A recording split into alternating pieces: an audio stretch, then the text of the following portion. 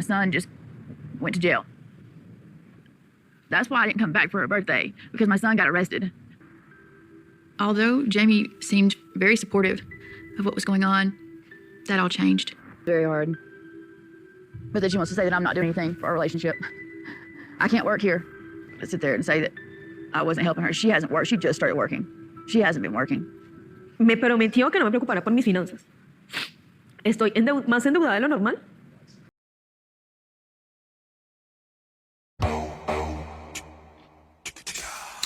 It's such a wild situation, isn't it?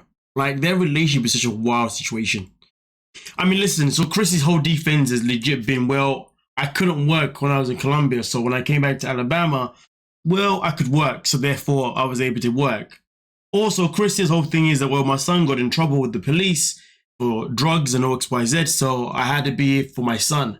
And Kris says that Jeymi just wasn't understanding. She was to begin with, but then she wasn't. And that Jeymi is pretty much selfish for wanting her wife's attention. Interesting stuff. I think, to be honest with you, when we look at it this way, right? Kris is ignoring the situation that she put herself in. She decided to marry someone and also told that person that she was going to move to that country. Once she got to that country, she was already like, oh no, now I need to go back to Alabama anyway. She has given Jeymi false hope throughout the relationship. And that is her responsibility to actually take that seriously. Instead of using her son as an excuse of why she stayed in Alabama for longer, and also using the excuse of not being able to work, when in reality, she was legit about to buy a food truck when they were in Colombia for them to both have a business. But then she decided not to because she went to Alabama to get her medicine and also to deal with courts and all this kind of mumbo jumbo. All right, cool. You know, Kris's biggest problem is taking responsibility for her own actions. And this isn't a matter of her picking her son over or picking her son over her wife. This is a matter of her being 100% transparent and not making any lies. I mean, listen, at the end of the day, you present the idea of your woman, your wife, leaving her job, which she therefore then did, knowing that your situation, you know what's so crazy? Why would you allow your wife to leave her job, knowing that when you come back to Colombia, you allegedly cannot work? What about that part? That's something that hasn't been spoken about yet, I don't think. Well, at least not by me anyway. So to be honest with you, it is quite fitting how Kris wants to blame Jeymi for not having a job. And I don't necessarily blame her per se, because to be honest with you, Jeymi talks about how she's now in debt because she trusted Kris. To be honest with you, Jeymi, as an adult, should have really used common sense. She should have realistically been like, you know what? I'm not going to leave my job just yet. I'm going to wait for you to come back here first. And I'm going to wait for us to at least buy the food truck and set up our business first before leaving my job. Because realistically, it's not going to be fair for you to go to America and come back, and then we obviously living off your money, XYZ. So to be honest with you, Jeymi is definitely no saint in the situation, because her leaving the job in the first place is ridiculous. I don't know why she thought that was a good idea. So her putting herself in a situation where she's now in debt, to be honest with you, that's more Jeymi's fault than it is Kris's fault. Because she should have never left the job in the first place, if you dig what I'm saying, okay? But at the end of the day though, Kris needs to learn to have better communication. Because at the end of the day, throughout their relationship, Jeymi has been trying to communicate with with Kris. But it's hard because Kris barely answers her phone. And it's hard because when you try to communicate with Kris, she takes everything as if it's like an attack on herself, and then she blows out of proportion. If you don't believe me, well, let's see what's about to come up throughout the video. You know what I'm saying? You ready for listen to me? Or not? You can't talk about something and not let me respond to it. There's a fine line between someone not letting you speak. Okay. I understand what Kris is saying, because I'll be lying if I say I don't go through this myself. But I also understand what Jeymi's saying, and I'm more on Jeymi's side because I'm more like her as a person in terms of, like, if I'm making a point, I gotta finish all the point, and then you can speak. Because if I don't finish my full point, my issue is that I'm gonna forget the heart of the rest of the stuff that I'm gonna say. Or the other thing is, well, one, I'm gonna forget what I was gonna say if you interrupt me and me divert elsewhere. Or two, the other thing is, the reason why I want to get my full point across is because if I don't get if I say something and I don't get my full point across, there's a chance that your response, you're going to end up saying what I was going to say anyway. So just let me get my whole shiz out. But to be honest with you, in this situation, it's slightly different. The issue was that when Jeymi was trying to talk last episode, Kris, you was cutting her off. Not in a way of where you're trying to get your saying. You was cutting off as if like, you was like, well, I don't want to hear what you got to say. That's the difference. And that's the issue. You was not in that situation where you was like, I'm trying to get my say. No. You was like, I'm just trying to stop you from talking because I don't want to hear what you got to say. So to be honest with you, Kris, you are a hypocrite, but boy, don't you know it. And that's what you're doing. I sat here and listened to you talk and talk and talk. And then as soon as I started talking, you were jumping in. You weren't. That is a lie. You jumped in her talking, so don't say that. None of that BS. Sorry, I really want to play this whole thing, so please be aware of the fact that I'll have to pause it every couple of seconds for copyright purposes because, you know, I don't want to miss certain parts out. You dig what I'm saying? Weren't letting me talk. Kris, you don't listen to me for 5 minutes. When you talk about a subject, are you not going to let me respond to the subject to give my part in it? Yeah, copyright. Yeah. I don't get to defend myself on the subject you're talking about me. Okay, yes, because I need to I have too much things in my hand, Kris. And right now, yes, How much did I tell you was the most I could spend for rent? You see what I mean? Right there. Kris asks Jeymi a question. Jeymi goes to respond, and what does Kris do? Interrupts and then completely diverts something else. So Kris wants to dictate the conversation. What? How much did I tell you that I could spend on rent? $400. And how much did you get the rent was? $500. 550. I saw it on the contract. You forgot that I got the contract. It's $550. Again, I've said this before, but why couldn't you still pay up the $400 anyway, and then Jeymi could have paid up the rest of the $150? It's not freaking rocket science. And yet I've still been spending that. I've still been doing it even though it's above my amount. And you want to talk about money? Talk to you again. I know. Here's what I will talk to you about. I'm done. Oh, look at that. You see what I'm saying? Like, Kris says something, Jeymi goes to say something, then Kris interrupts her. And Kris is the one talking about how Jeymi doesn't let her speak. Girl, bye. With this bull, I'm done with you being selfish and all about yourself. I'm sorry I wasn't here for your birthday, but my son comes first always. And I'm sorry I raised my voice, but I'm done. Interesting, because last episode, she legit went in on Jeymi for raising her voice. But hey, I guess it's okay for Kris to do it, isn't it? You freaking hypocrite. That's right. I'm done. I'm moving out. I'm getting all my I'm leaving, and I'm done. You can do whatever the hell you want. I don't care anymore. All right, then. Bye. It was nice seeing you. Have a safe flight back. Bye. But in typical Kris fashion, when things get tough or she doesn't like the situation, she disappears. If it's not disappearing, it's not answering the phone. You know what I mean? That's what she does. And that's why I don't know why Jeymi even thought that this relationship was ever going to work. Because Kris had already shown this pattern of behavior anyway. And that's why, again, you know, as much as I can say Kris this, Kris that, Jeymi, you are part to blame for actually believing in this relationship in the first place, because Kris has already shown you that she is someone that when things get tough, she's ready to bounce. That's it. Simple as 1, 2, 3. Your say will never matter. And that is the bottom line. But hey, we continue. Person is all about yourself and don't give a about anybody else but yourself. And I'm done. You're so immature. Get this for tomorrow. Go yourself.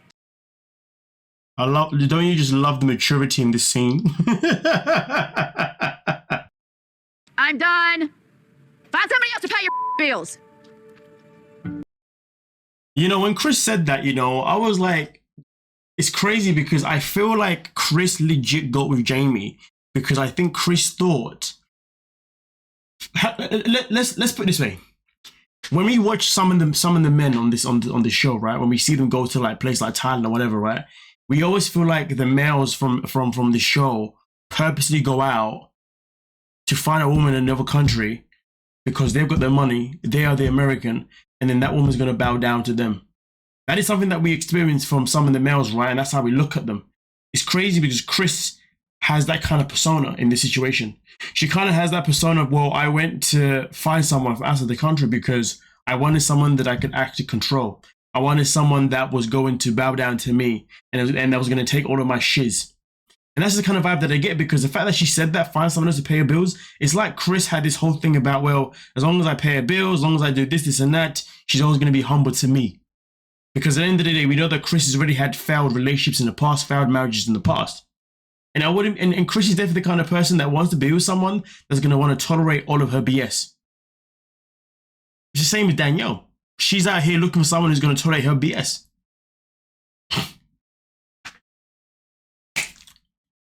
Difference is that Danielle found someone that actually wanted to go to the States, whilst meanwhile she wants to stay where she's at. In this situation here, it's a bit different, you know what I mean?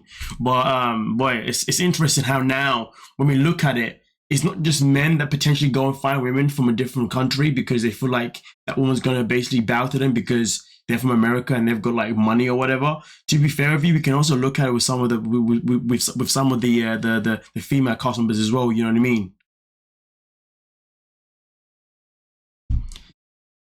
Interesting stuff. Very, very interesting. But hey, man, let's continue.